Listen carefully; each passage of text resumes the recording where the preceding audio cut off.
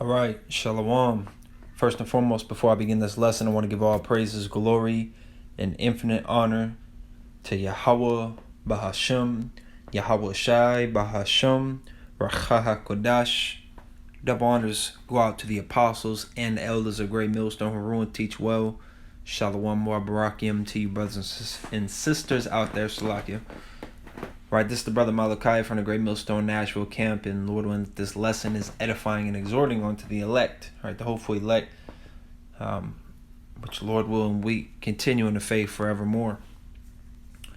Basically, with this lesson, I kind of have two topics that I'm going to go into, two brief, like very brief topics. I want to go into just quickly about examining. Okay, of course, we are to examine ourselves. All right, as well. Matter of fact, let me actually get the etymology of examine. All right, it says, put someone to question in regard to knowledge, competence, or skill, inquire into qualifications or capabilities, inspect or survey something carefully, scrutinize, view, or observe in all aspects with the purpose of forming a correct opinion or judgment. Okay, especially that last part. That hit it straight on the nail. I'm not even going to lie to you. All right, let me read that last part again. View or absorb in all aspects with the purpose of forming a correct opinion or judgment. All right, it says consider, ponder, to weigh, a means of weighing or testing. And the scriptures talk about how we have to examine ourselves to make sure that we're doing the best that we can to serve the Lord and that we're being good neighbors, onto our brothers and sisters, that we're applying the scriptures. Essentially you need to make sure that you're on point, right? But I'm not going to go so much into that dealing with examine. I'm going into matters in general, all right, which I'm actually going to get basically two scriptures on this. The main one where the lesson of examine is essentially rooted in is this Sirach. All right, so this is the book of Sirach, or Ecclesiasticus, as we like to call it. I heard from our brother, known as the book of mannerisms, because it essentially teaches you how to conduct and act.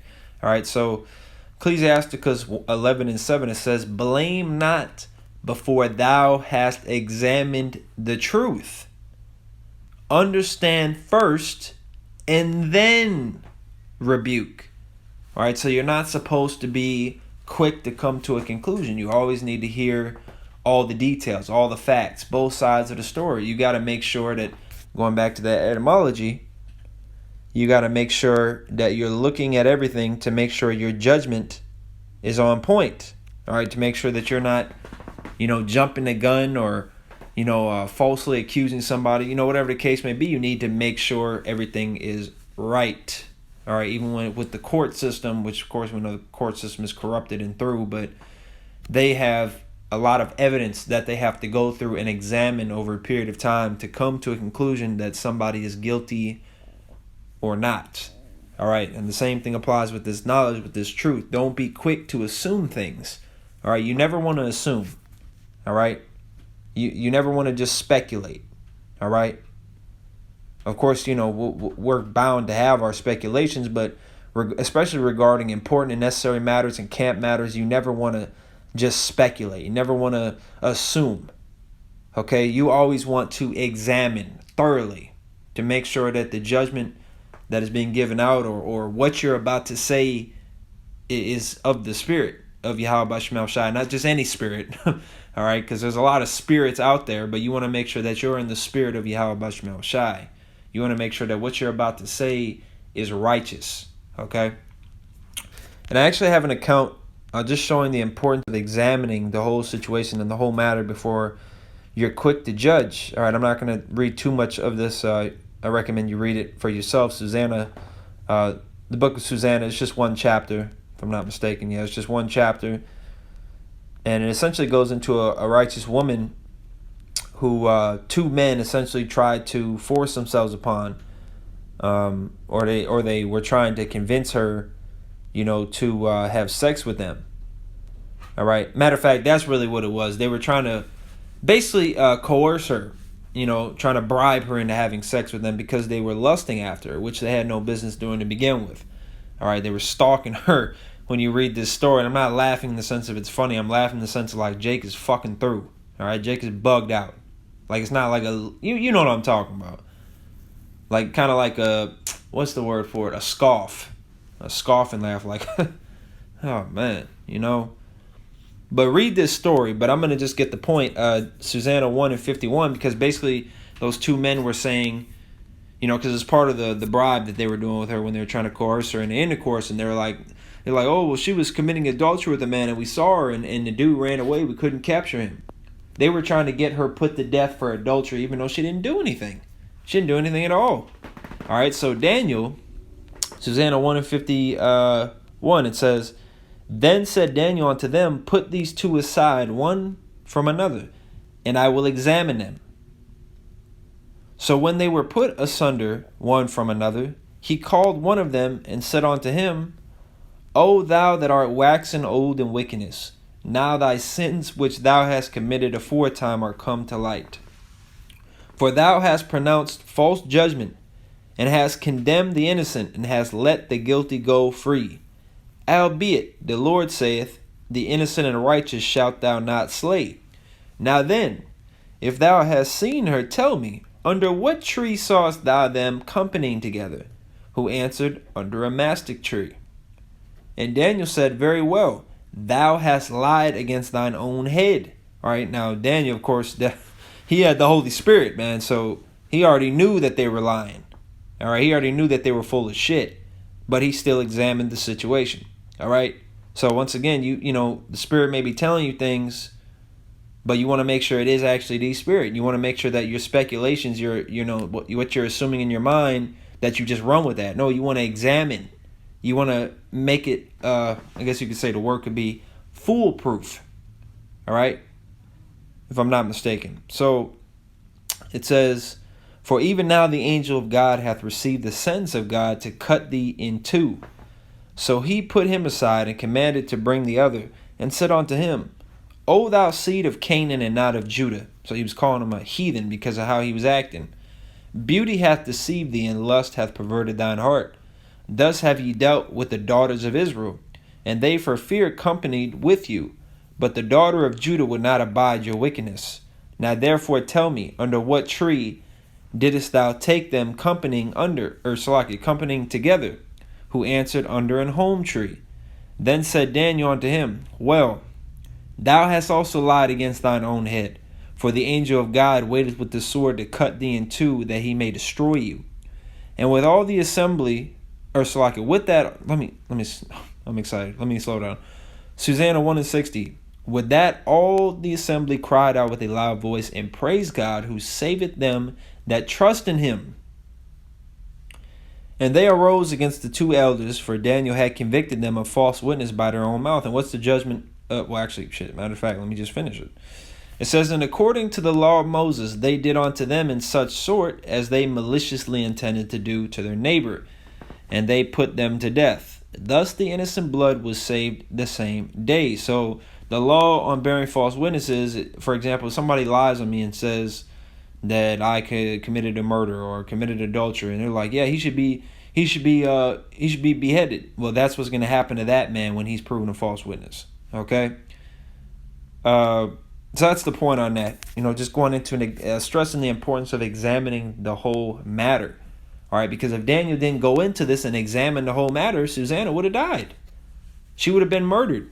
All right, she would have been unrighteously stoned, or however they would have taken her soul, essentially. All right, in wickedness though, you see. But because Daniel examined the whole matter, it was prevented. All right, and judgment was executed in righteousness. All right, so that's the first part of the lesson. Now I'm going to go into vainglory. All right, and why you shouldn't be seeking vainglory. All right, and it's essentially a phrase that was in my mind that I thought about through the Spirit and power of Yahweh Shemel Shai. And what that is so like the music just cut off. What that is stop trying to be a somebody and be part of a body. All right, or something along the lines of that. Don't worry about making a name for yourself and all that fucking bullshit, man. Don't get all tangled up in that. All right, just be grateful and be appreciative that you are a part of the body. of Yahweh Shai Mashiach, and strive to be the greatest member that you can possibly be. The portion and the lot that you were given, excel in that, man. Okay?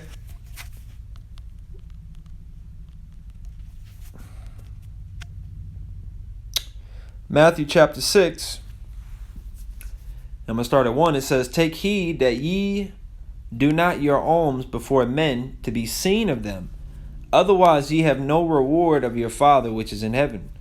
Therefore, when thou dost thine alms, do not sound a trumpet before thee, as the hypocrites do in the synagogues and in the streets, that they may have glory of men. Verily I say unto you, they have their reward. But when thou doest alms, let not thy left hand know what thy right hand doeth, that thine alms may be in secret, and thy Father which seeth in secret himself shall reward thee openly."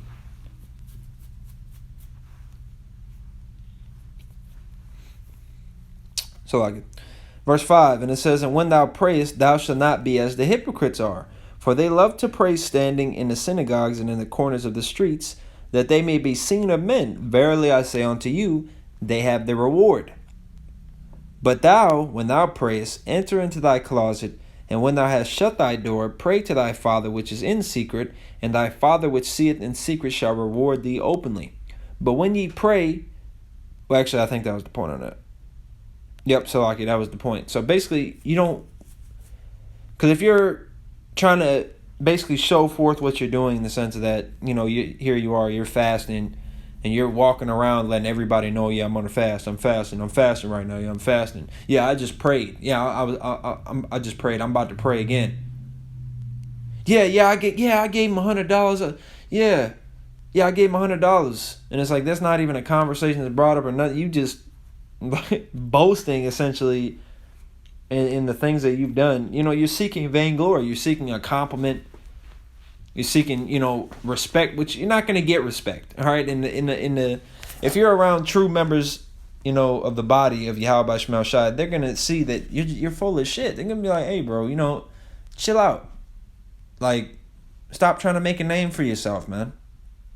Yeah, I just did 20 videos last week, Ak." It's like, bro, sit down. All right. Now, if you're talking about certain things, or if a brother, keep asking you, "Hey, you want some of this food? You want some of this food?" "No, Salaki, brother." And he keeps asking, then Salaki, "No, I'm on a fast right now, brother, Salaki." It's different. All right. Or brothers are trying to figure out a matter like, how can we help this brother get to work? Oh, well, he can use my card. It's different.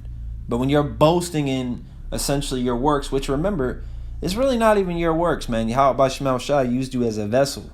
All right. Luke 17:10. "When we have done that which is our duty to do, we say we are unprofitable servants." And I flipped it, Salakia. "Say we are unprofitable servants, we have done that which was our duty to do." All right. So don't seek vainglory, man. Just be grateful that you're a part of the body. You don't need to be, because certain men, they come, which it goes into that novices, puffed up, upstarts. People come in, "Oh, I'm trying to be an elder. I'm trying to be an apostle. I'm trying to be a priest." I'm like, bro, no. Okay?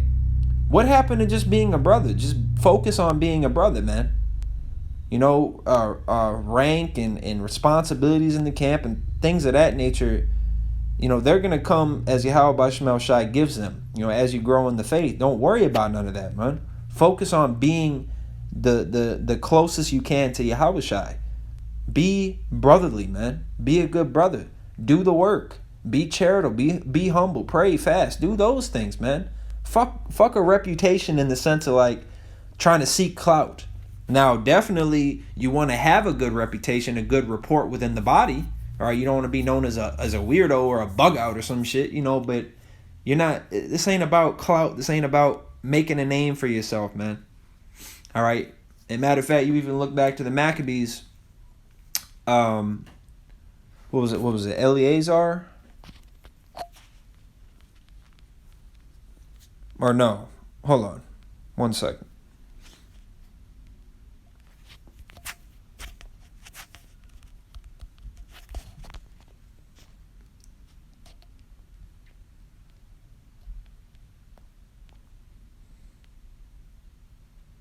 Yep. Eleazar, also surnamed Savaran, if I said that correctly. But he essentially tried to make a name for himself. Which, I mean, yeah, he like it says, that he might deliver to people, but he was thinking about getting a perpetual name. He's trying to make a name for himself. And, when he went under the elephant and tried to take that dude down, or the elephant crushed him.